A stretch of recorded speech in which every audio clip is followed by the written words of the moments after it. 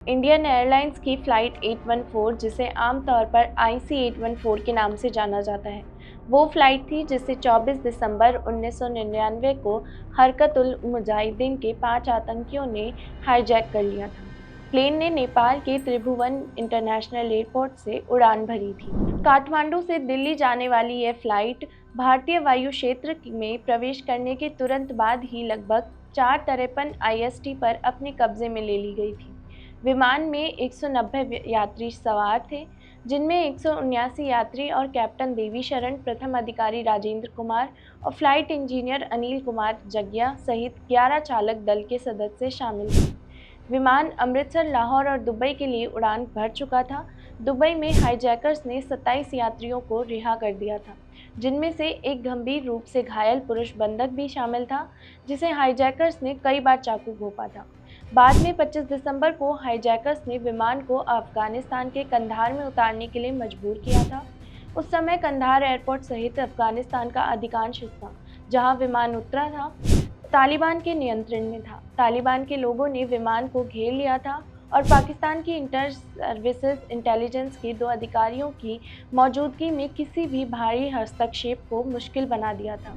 27 दिसंबर को 2 दिनों की आंतरिक चर्चा के बाद भारत सरकार ने गृह मंत्रालय से विवेक काटजू की अध्यक्षता में नेगोशिएटर्स की एक टीम भेजी थी, जिसमें अजीत डोभाल और CD सहाय भी शामिल थे। हाईजैकर्स का मोटिव भारतीय जेलों में 3 आतंकवादियों को छुड़ाने का था।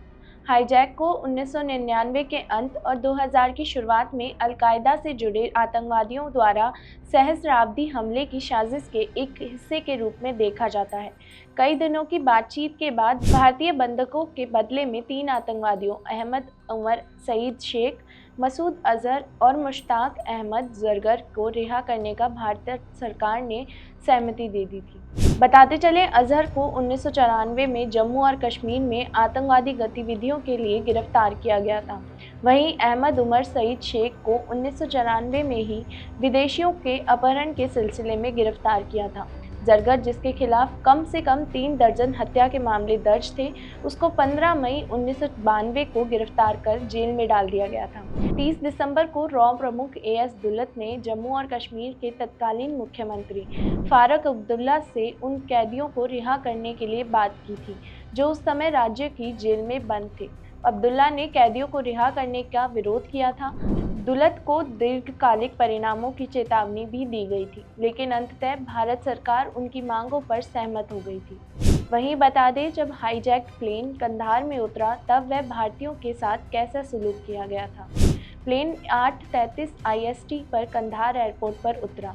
कंधार तालिबान के नियंत्रण में था और विमान के वहां उतरने के बाद भारत को हाईजैकर्स तक पहुंचने के लिए तालिबान अधिकारियों के साथ बातचीत करनी पड़ी थी। तालिबान शासन के साथ भारत के पिछले संपर्क की कमी ने और मुश्किल बना दिया था, चूँकि भारत ने तालिबान शासन को आधिकारिक तौर पर मान्यता नहीं दी थी। इसलिए इसने इस्लामाबाद में अपने उच्चायोग में से एक अधिकारी को कंधार भेजा और संयुक्त राष्ट्र ने भी नेगोशिएटर्स को भेज दिया। तालिबान के आर्म्ड मेंबर्स ने विमान को घेर लिया था, जिससे यह साफ था कि तालिबान के इरादे ठीक नहीं हैं। वहीं तालिबान ने कहा कि हाईजैकर्स को भारतीय बंधकों को मारने या घायल करने से रोकने के लिए बलों को तैनात किया गया था, लेकिन कुछ विश्लेषकों का मानना था कि यह हाईजैकर्स के खिलाफ एक भारतीय सैन्य अभियान को रोकने के लिए किया गया था। उस समय तक बंधकों को हाईजैकर्स ने प्लेन से उतरने की अनुमति दी थी और हाईजैकर्स ने तालिबान के सामने अपने हथियार भी सौंप दिए थे। यात्रियों के बयानों से पता चला कि हाईजैकर्स ने यात्रियों से अफगानिस्तान सरकार के प्रति आभार व्यक्त करने के लिए कहा था, जिसके बाद हाईजैकर्स ने सारे पैसे इकट्ठे किए और यात्रियों में से एक अनुज शर्मा को सौंप दिए, जिसे कंधार में एक म्यूजियम के लिए हाईजैक की मोमेंटो बनाने के लिए इस्तेमाल करने का निर्देश किया गया था। भारत ने तालिबान को स्पष्ट रूप से बताया था कि वह तालिबान से हाईजैकर को गिरफ्तार करने और उनके खिलाफ कार्रवाई करने की उम्मीद करता है। हालांकि हाईजैकर्स और उन्हें सौंपे गए 3 कैदियों को गिरफ्तार करने के बजाय तालिबान अधिकारियों ने उन्हें देश छोड़ने के लिए 10 घंटे का समय दिया था। उन्हें अफगानिस्तान-पाकिस्तान बॉर्डर तक ले जाया गया था। बता दें ये हाईजैक 31 दिसंबर 1999 में ख़त्म हुआ था। हाईजैक के बाद इंडियन एयरलाइंस ने काठमांडू से आने जाने वाली सभी फ्लाइट्स बंद कर दी थी।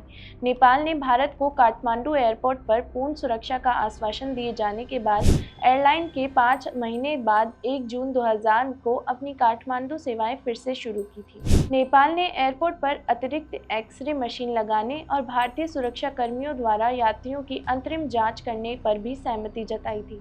जनवरी 2000 में इंडियन एयरपोर्ट्स की सुरक्षा केंद्रीय औद्योगिक सुरक्षा बल को सौंप दी गई थी। हाईजैक प्लेन को इंडियन एयरलाइंस को वापस कर दिया गया था। आखिरकार दिसंबर 2013 में इसके स्क्रैप कर दिया था।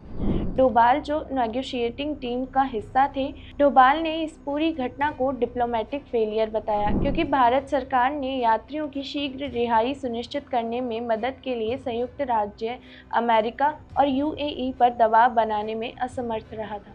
भारत ने 1996 में अफगानिस्तान में सत्ता हासिल करने के बाद से ही तालिबान शासन का सक्रिय रूप से विरोध किया था क्योंकि उन भारतीय कश्मीरी क्षेत्र में हमलों के लिए आतंकवादियों को प्रशिक्षित करने में शामिल होने का संदेह था।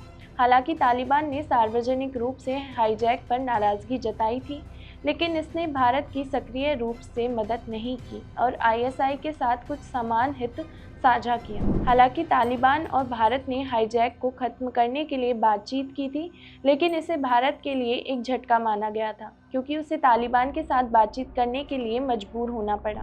बाद में इसने उत्तरी गठबंधन का समर्थन किया और तालिबान के खिलाफ लड़ाई में उन्हें रसद सहायता प्रदान की। गठबंधन के नेता अहमद शाह मसूद ने तालिबान से निपटने की रणनीतियों पर चर्चा करने के लिए कई मौकों पर भारत का दौरा किया था। अफगानिस्तान पर बाद में अमेरिकी आक्रमण के दौरान भारत सरकार ने अफगानिस्तान में इस्लामी आतंकवादियों के प्रशिक्षण शिविरों पर खुफिया जानकारी भी प्रदान की थी।